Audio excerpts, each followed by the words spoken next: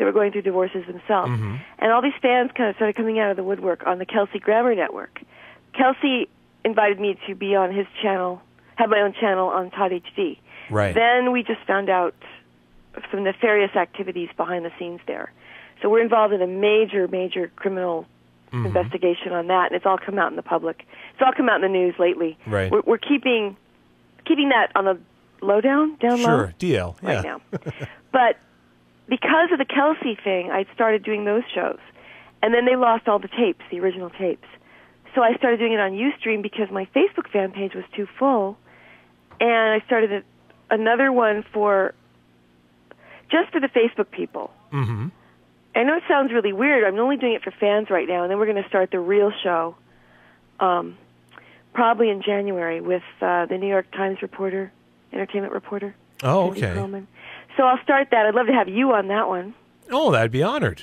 Yeah, that'd be fun. I've enjoyed listening to it. Thank you. Because actually that's what I do. I have it. I know it's a video show, but I work in another studio and I put it on and I throw a CD-R in and then I record it and listen to it back as a radio show. And you did radio for a while. Yes, I did a progressive talk show in Vegas that was like public service radio with Doug Basham, and we interviewed some amazing people. Valerie Plame, the CIA agent, and all the attorney generals in the scandal and all the White House advisors and senators and Pat Buchanan. And it was kind of it wasn't a totally, did you ever listen to the show?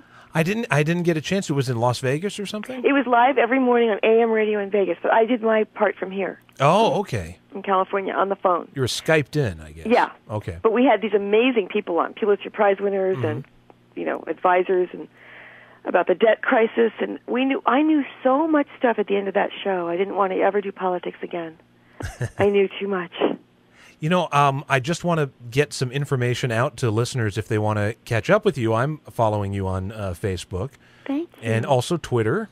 And I guess the simplest thing is just your website. Yeah, just LydiaCornell.com. LYDIACORNELL. LydiaCornell.com. And you'll see all the information there. Yeah, we're adding more to that. We're adding a multi-channel feature on there soon. And I'm launching several big projects in the new year that are kind of fun. It's the Lydia Cornell Empire, which is... That sounds so egotistical. Well, listen, you're branding yourself, or I'm branding That whole you. thing, that whole marketing stuff, it's tiring. I like to just do the creative part. Yeah, no, I know what you mean. And You have fun. always have to go out there and hustle. That part, yeah. Yeah. It's tacky. So, before I let you go here, I did want to tell you the UFO story. Please tell me. Because, again, I'll mention to listeners, I watched, or rather listened to one of your web shows, and you were talking about how you were interested in UFOs. Very much so. Thank you. So I'm going to tell you this, and unfortunately, Lydia, this is not what you would call a uplifting UFO story. Uh-oh, okay. I, in the 90s, came into possession of a cassette tape that was recorded by people that allegedly worked at some sort of military compound out in the Midwest who dealt with UFOs. And their voices were disguised, so they had that sort of, when they do that, they lower the pitch. Yeah. And it's so it was like that. And I won't tell you what's on the tape until the end of this, but I listened to the tape, and I was telling people about it. And I think I was part of like some UFO group that was passing this thing along. And I lent it to someone who said, I have a friend who's really into UFOs. And he gave it to her. She took it, went up into the hills, and was never heard from again. Oh, my God. She was so freaked out. So I don't have the tape anymore, which drives me crazy. But I can tell you what's on the tape and what they were saying.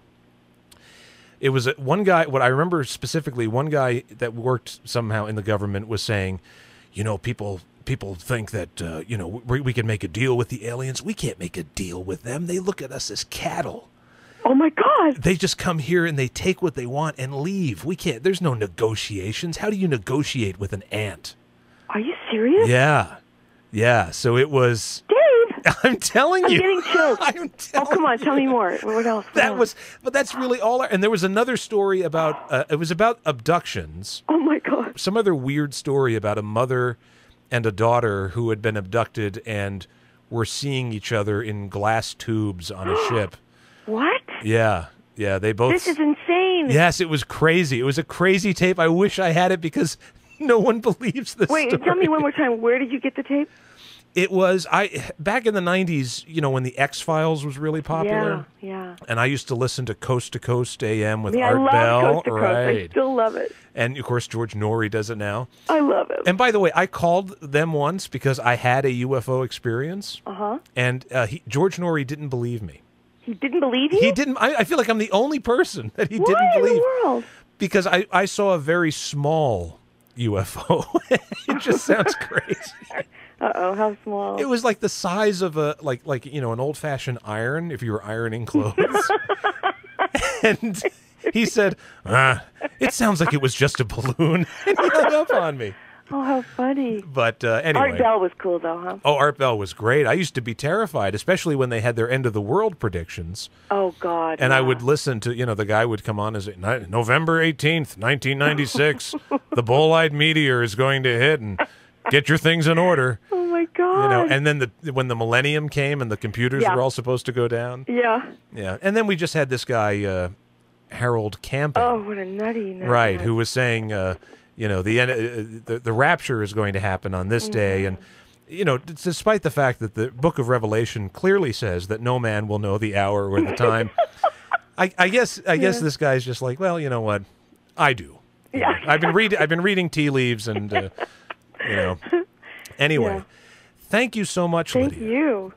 I hope I meet you someday. Bye, Dave.